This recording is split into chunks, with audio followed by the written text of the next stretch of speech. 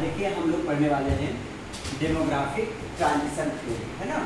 Demographic transition theory के अंतर्गत हम लोग ये पढ़ेंगे कि कोई देश किस स्टेज से बिलोंग कर रहा है। मतलब इसमें यह बताया गया था कि कोई देश यदि डेवलप कंट्री बनता है या डेवलपिंग कंट्री बनता है तो उसके कौन कौन से स्टेज से गुजरना पड़ता है ना।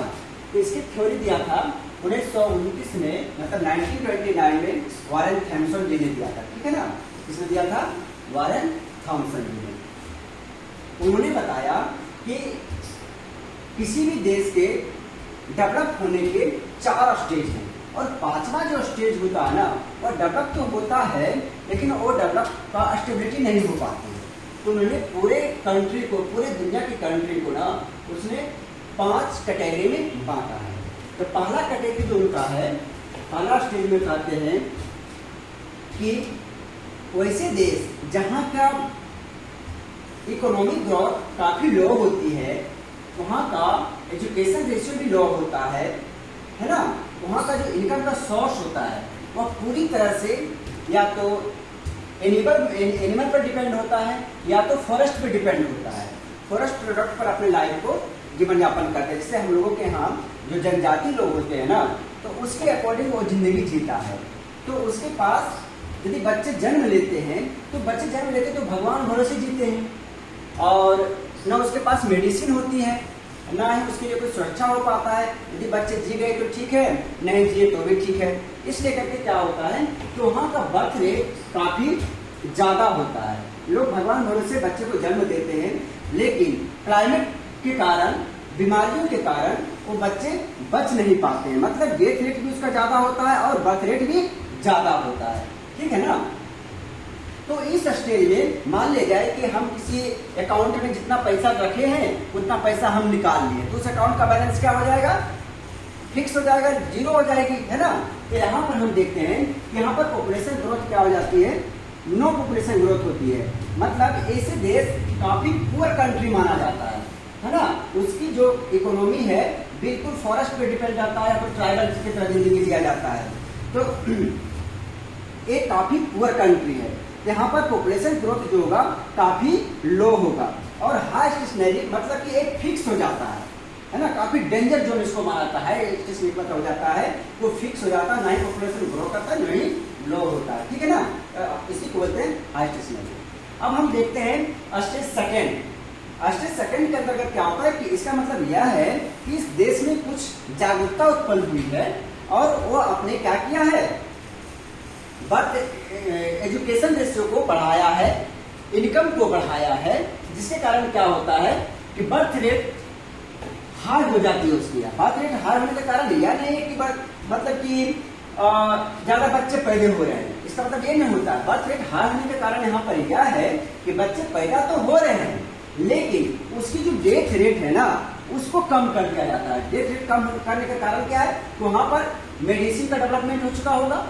मेडिसिन का डेवलपमेंट होने का कारण क्या है? वहाँ एजुकेशन बढ़ा होगा, रिसर्च बढ़ा होगा, तभी वहां पर मेडिसिन डेवलपमेंट हुआ। जब मेडिसिन डेवलपमेंट हुआ तो डेथ रेट को क्या कर दिया जाएगा?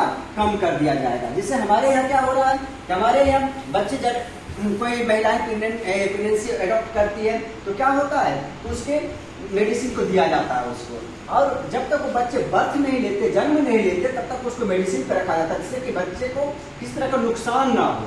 तो हम सेकेंड स्टेज में देखते हैं कि हमारा मेडिकल जो फैसिलिटी है वो ग्रो करती है, जिसके कारण हम डेथ रेट को कम कर लेते हैं। डेथ रेट को कम तो कर लेते हैं लेकिन बर्थ रेट वही रहता है जो इसके पास है। तो हमें यह दिखता है कि हमारा बर्थ रेट क्या हो चुका है? हाई हो चुका है, ठीक है ना।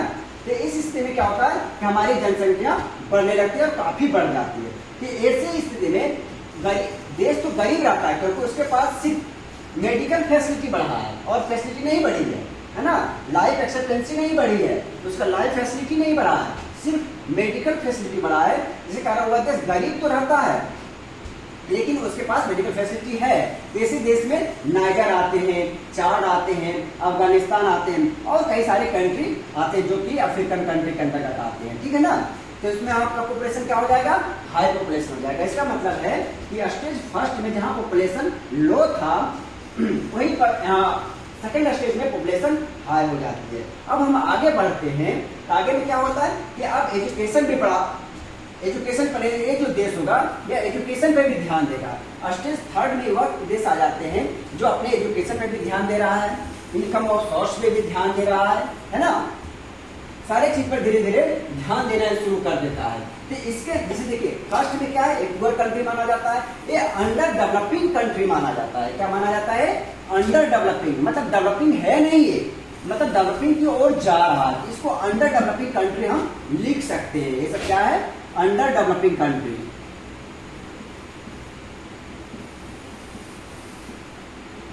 Under developing country.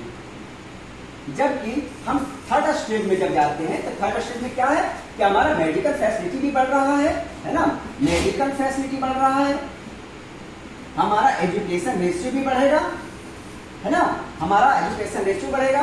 तो अब लोगों के दिमाग में आ जाएगा कि हमें 2 बच्चे या 1 बच्चे पैदा करना है ना, तो क्या करेगा? बर्थ रेट को कम करेगा। वो क्या करेगा? वो बर्थ रेट को कम करेगा। अब क्या है, अब बच्चों को मरने का डर नहीं है। मरने का डर इसलिए नहीं है क्योंकि हमने क्या किया है, मेडिकल फैसिलिटी को बढ़ा दिया है। हमारे पास नॉलेज है कि हाँ कितनी उम्र में शादी करनी है, कितनी उम्र में शादी नहीं करनी है, कितने बच्चे पर उनके पैदा करना है, कितने बच्चों को एजुकेशन में रखना है, ये सारी चीज हमारे पास नॉलेज हो जाती है। तो हम क्या करते हैं, फिर बर्थ रेट हमारा ऑटोमेटिक डिक्लाइन कर जाता है क्योंकि हम लोग बौद्धिक हो जाते हैं, है ना। और डेथ रेट तो रहेगा ही लो, क्यों? क्योंकि मेडिकल फैसिलिटी हाई है, एजुकेशन हाई है। इसके अंतर्गत जो होता है ना, ये ब्राजील आता है ना। ब्राजील कहाँ पड़ता है? ब्राजील पड़ता है साउथ अमेरिका में, शायद कहाँ पड़ता है? साउथ अमेरिका में, है ना। और मेक्सिको पड़ता है नॉर्थ अमेरिका में, और इंडिया तो एशिया में पड़ता है। इसको ऐसे याद रखना है कि एशिया से भी आ गया इसमें, है ना, इसमें अमेरिका से, नॉर्थ अमेरिका से भी आ गया और यहाँ पर साउथ अमेरिका से भी आ गया। मतलब सभी मतलब 3 कॉन्टिनेंट से अलग अलग कंट्री आ गए। और कंट्री है बट ये मेजर कंट्री को ध्यान रखना। हम लोग यहाँ यूपीएससी की तैयारी कर रहे हैं तो हमको इंडिया के बारे में ध्यान रखना है, मैक्सिको के बारे में इसलिए ध्यान रखना है कि मैक्सिको 2020 में शामिल भी है और इंडिया भी शामिल, इसलिए करके इसको भी ध्यान में रखने की जरूरत है, ठीक है ना। अब मैक्सिको तो है ही, तो बर्थ रेट डिक्लाइन हो जाएगा यहाँ पर और डेथ रेट भी लो हो जाएगा, ठीक है ना। तो ऐसे में क्या होता है, declining rate of the population, population rate क्या हो जाएगा? कम होने लगेगा पॉपुलेशन रेट। अभी इसी कारण से देखते हैं ना कि भारत का पॉपुलेशन रेट बढ़ा है, चाइना का पॉपुलेशन रेट कम हो गया। इसका मतलब क्या था? चाइना इसमें था, क्या था? चाइना इसमें था, चाइना अपना पॉपुलेशन रेट को कम किया है और भारत का पॉपुलेशन रेट ग्रो हुआ है, ठीक है ना। लेकिन भारत का भी हर एक कोई भी गवर्नमेंट आए वो पॉपुलेशन पर काम कर रही है कि हाँ यहाँ पर लोगों को जागरूक किया जाए और पॉपुलेशन को, बर्थ रेट को कम किया जाए। हमारा बर्थ रेट कम है, अभी भी हमारा बर्थ रेट कम हो गया है, ठीक है ना।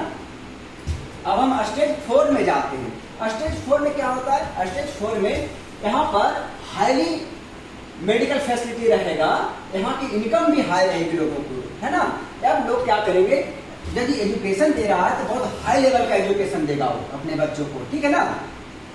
तो बच्चे क्या है, अब यहाँ पर कोई गार्जियन ये डिपेंडेंट नहीं करता कि हाँ हमें हमारे बच्चे कितने बच्चे पैदा करेंगे नहीं करेंगे, किस उम्र में शादी करेंगे नहीं करेंगे। यहाँ के लोग जो होते हैं ना इतने बौद्धिक हो जाते हैं कि खुद डिटरमाइन करते हैं कि हमारे हमें कब शादी करनी है, हमें कब शादी नहीं करनी है, ठीक है ना।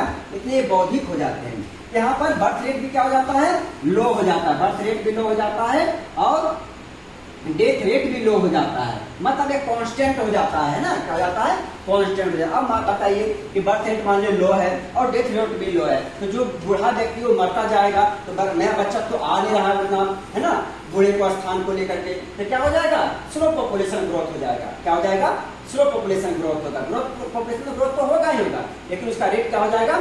स्लो हो जाएगा। जबकि भारत जैसे देशों में पॉपुलेशन ग्रोथ ज्यादा चल रही है अभी, है ना। अब सबसे डेंजर स्थिति माना जाता है, या तो फर्स्ट कहता है ना कि या तो आप सबसे बड़े ऊपर पे चले जाते हैं तब आपको समस्या होती है, या तो सबसे नीचे में रहते हैं तब आपको समस्या होती है, या तो सबसे गरीब परिवार में जन्म लिए हैं तब आपको समस्या है कि कोई चीज को मिल ही नहीं रहा है, या तो बड़े हाई परिवार में जन्म लिए उसमें समस्या होगी कि उस फैसिलिटी को कैसे मेंटेन करके रखें और कैसे संभाल करके रखें। वही स्थिति है स्टेज 5 में। स्टेज 5 में आते हैं जर्मनी हो गया, इटली हो गया, जापान हो गया। इसके लिए समस्या क्या होती है कि इतने बौद्धिक हो जाते हैं ना कि एक मैरिज का जो कॉन्सेप्ट है ना, जैसे हमारे इसमें मैरिज का जो कॉन्सेप्ट है वह एक संस्था की टाइप काम करता है, एक कल्चर की तरह काम करता है, उसको हम अपने जीवन में समझते हैं लाइफ का एक पार्ट है। लेकिन ये सब क्या समझता है, लाइफ का एक पार्ट नहीं है। वह एक समझता कि चलो ठीक है शादी करनी है तो करो, नहीं करनी तो कोई फर्क नहीं पड़ता है। इसे क्या होता है कि कुछ लोग शादी कर पाते हैं, कुछ लोग शादी नहीं कर पाते हैं, लिविंग रिलेशन में रह लेते हैं और फिर अपनी जिंदगी जी लेते हैं, ठीक है ना। तो इस स्थिति में क्या होता है कि पॉपुलेशन एजिंग हो जाती है, मतलब बर्थ रेट तो हो ही नहीं रहा है और जनसंख्या कांस्टेंट है। अब एक ही व्यक्ति है, अब एक ही व्यक्ति है और बहुत दिन के बाद वो शादी करेगा। जब बहुत दिन के बाद शादी करेगा तो बायोलॉजी में आप लोग क्या पढ़े कि फीमेल के पास क्या होता है, एज 30 ईयर्स के बाद उसमें एक की कमी आने लगती है ना। जब एक की कमी आने लगेगी तो उसमें फर्टिलिटी रेट क्या हो जाएगा, कम हो जाएगा। जब फर्टिलिटी रेट कम हो जाएगा तो बच्चे पैदा करने की क्षमता उसमें कम हो जाएगी। जब कम हो जाएगी कि यंग जनरेशन को कैसे डेवलपमेंट करें, है ना, क्या समस्या हो जाएगी कि यंग जनरेशन को कैसे डेवलपमेंट करें। उसके लिए क्या करना पड़ेगा, उसको मैरिज लॉ बनाना पड़ेगा कि हाँ आपको मैरिज करनी ही पड़ेगी। लेकिन इस स्थिति में आकर के यहाँ पर कोई मैरिज लॉ नहीं काम करता है, सब लिविंग रिलेशन में टाइम पास कर लेते हैं और वहाँ की महिलाओं की भी काफी एज में शादी होने के कारण उसके फर्टिलिटी रेट कम हो जाता है और पॉपुलेशन एजिंग की स्थिति उत्पन्न हो जाती है। मतलब इस देश में आपको बहुत एजेड लोग दिखेंगे आपको, है ना, बहुत एजेड दिखेंगे। इसलिए हम इस ऐसे देशों में जर्मनी हो गया, जापान हो गया, इटली हो गया, इस समय पॉपुलेशन डिक्लाइन की स्थिति उत्पन्न हो जाती है। क्या हो जाती है, पॉपुलेशन डिक्लाइन की स्थिति में। इस तरह से हम देखते हैं कि हर एक देश को अलग अलग स्टेजों से गुजरना पड़ता है। तो हम लोग जो है ना अभी 3rd स्टेज में है। हम लोग पॉपुलेशन ग्रोथ कर डिक्लाइन तो बर्थ डिक्लाइन कर लिए, लेकिन डेथ रेट को भी डिक्लाइन कर लिए, लेकिन फिर भी हमारा पॉपुलेशन ग्रो कर रहा है, ठीक है ना। यहाँ लिखा हुआ है कि डिक्लाइनिंग रेट पॉपुलेशन ग्रोथ, है ना, लेकिन इस कॉन्सेप्ट को भी हमारा पीछा कर रहा है और हमारा पॉपुलेशन ग्रो कर रहा है। दूसरी बात क्या है, इसको हम कॉन्सेप्ट को मापते कैसे हैं। हम जिससे देखिए हम लोग आप लोगों को बताया था कि जिस तरह से सेक्स रेशियो को मापा जाता है, सेक्स रेशियो कैसे मापा जाता है कि 1000 महिलाओं पे कितने पुरुष हैं, उसके अकॉर्डिंग हम देखते हैं कि किस राज्य का, किस देश का सेक्स रेशियो क्या चल रहा है ना। जैसे भारत में मैंने बताया था आप लोगों को क्या क्या केरला में क्या है, सेक्स रेशियो ज्यादा है, मतलब 1000 पुरुषों पे वहां पर 1021 या 1100 लगभग महिलाएं हैं, है ना, ये चीजें हैं। लेकिन यहाँ पर जो मापा जाता है वो मापा जाता है रेट 1000 पर पीपल पे, मतलब 1000 पीपल में कैसे ऐसे बच्चे, मतलब 1000 बच्चे जन्म लिए हैं तो कितने बच्चे जिंदा रह पाएंगे, कितने बच्चे ग्रो करके आगे जा पाएगा, है ना। तो ये सारे जो कॉन्सेप्ट हैं सब इसी कॉन्सेप्ट में मापा जाता है रेट 1000 पर पीपल पे, है ना। इसको हम अलग 10, 20, 30 और 40 के रेशियो में बांट करके हम पढ़े हैं, ठीक है ना। इस तरह से इसको याद रखना है आप लोगों को। इससे जैसे भी कई क्वेश्चन पूछ देते हैं कि भारत कौन सा स्टेज में है या कोई डेवलपिंग कंट्री है, जिसे यहाँ पर मैंने लिखा है अंडर डेवलपिंग कंट्री। तो ये देखिए ये क्या हो जाएगा, एक पुअर कंट्री हो जाएगा, वेरी पुअर कंट्री, है ना, पुअर कंट्री। ये अंडर डेवलपिंग कंट्री, एक किसमें आ जाएगा, डेवलपिंग कंट्री में आ जाएगा। डेवलप नहीं है लेकिन डेवलप होने की कोशिश कर रहा है, डेवलपिंग कंट्री, है ना, ये डेवलप होने की कोशिश कर रहा है, इसका अनुकरण करेगा, ठीक है ना। ये क्या है, डेवलप कंट्री है, LOP develop country, develop country है, ये भी डेवलप कंट्री है। अब देखिए हिस्ट्री को हम देखते हैं तो आप देखिए हिस्ट्री में ब्रिटेन क्या था, यूके, ब्रिटेन काफी डेवलप कंट्री था।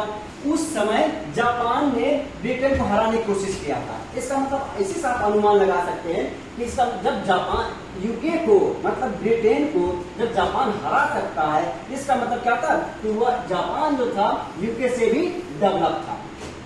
अभी क्या है, जापान में कई से कॉन्सेप्ट डेवलपमेंट हो गए हैं कि यदि आप 2 बच्चे से ज्यादा पैदा करते हैं, जल्दी शादी करते हैं तो गवर्नमेंट आपको पैसा देती है, आपको कुछ फैसिलिटी देती है, ठीक है।